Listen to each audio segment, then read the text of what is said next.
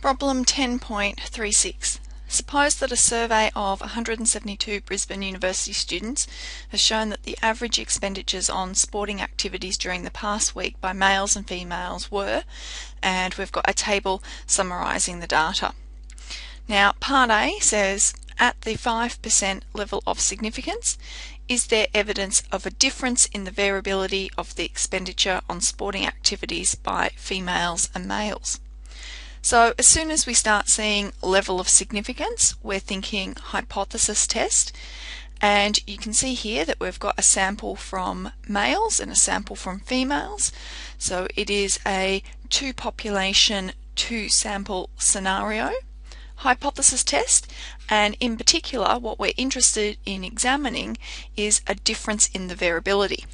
So that tells us that our parameter of interest is variance, and the fact that we're looking for a difference tells me that it's a two-tailed test. It's going to be equals or not equals. So to do Part A, we need to set up our hypothesis test. We start with the null hypothesis.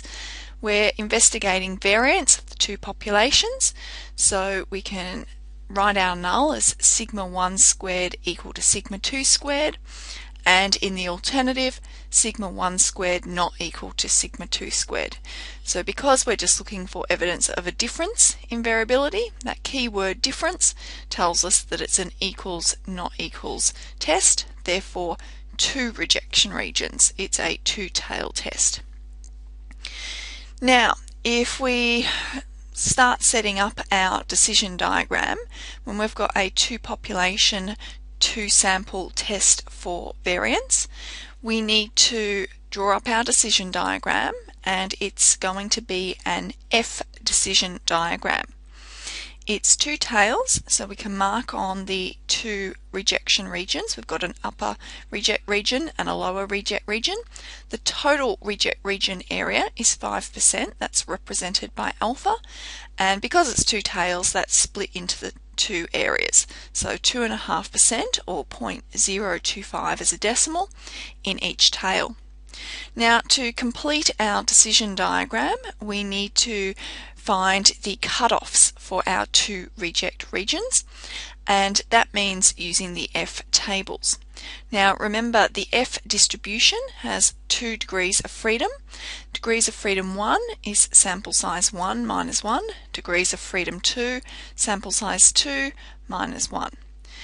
Now if we let males be population 1 and females be population 2, that gives us degrees of freedom 1, 99, and degrees of freedom 2, 71. So we just look at our sample sizes and subtract 1 to get the 2 degrees of freedom.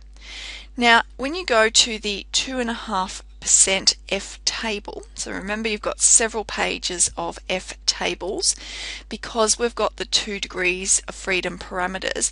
One goes across the columns, the second one goes down the rows. That means to have different upper tail areas, we've got to have several pages.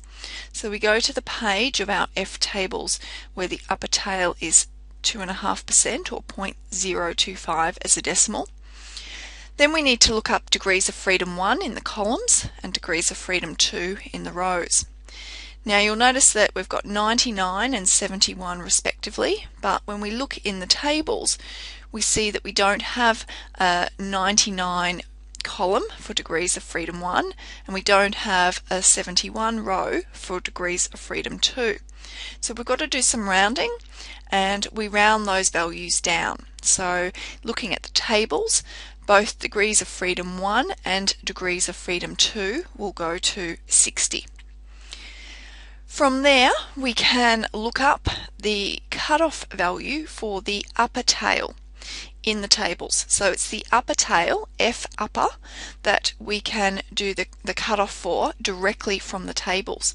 So if we look at the 60 degrees of freedom 1, 60 degrees of freedom 2, so we've got the 60 column, the 60 row, the value where the column and row intersect is 1.67. So that is our F upper value. That's our cutoff for the upper tail reject region.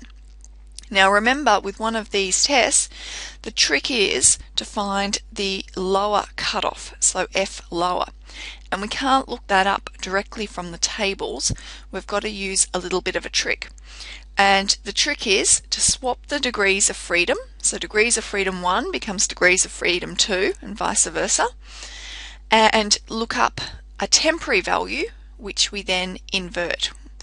Now, because when we rounded off, our degrees of freedom for both 1 and 2 ended up at 60, when we look up the swapped degrees of freedom, it's actually going to be the same value that we started with for the upper boundary. So we have 1.67 as our temporary value, and remember, to find the lower boundary we have to invert that. So it's 1 over 1.67. That gives us 0.599, so just over a half. We can write that in. That is our lower cutoff. So we have our decision diagram. We know any test statistic between 0 and 0.599 will be reject the null, and any test statistic that's greater than 1.67 would also mean that we reject the null. So we can get into calculating the test statistic, and for a two population test of variances, the test statistic is just the ratio of sample variance. So we've defined population 1 as the males, population 2 as the females. We can substitute in our sample standard deviation and square that to get variance. So the test statistic is just 13.35 squared, our male standard deviation squared, divided by 9.42 squared, which is our female standard deviation squared.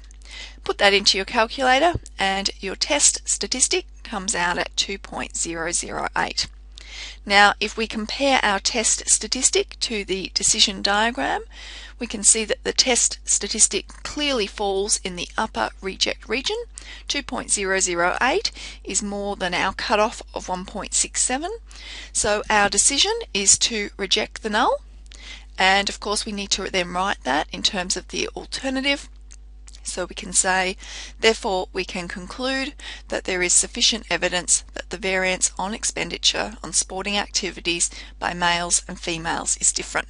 Remember, if we've rejected the null, we've got evidence in favour of the alternative, and in this case the alternative hypothesis was that variance between males and females was different.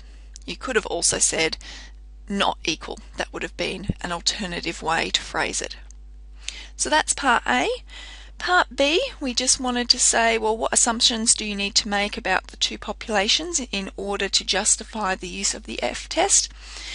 To complete this test, we were assuming that the two populations are both normally distributed. So that's the assumption when we do a two population test of variance.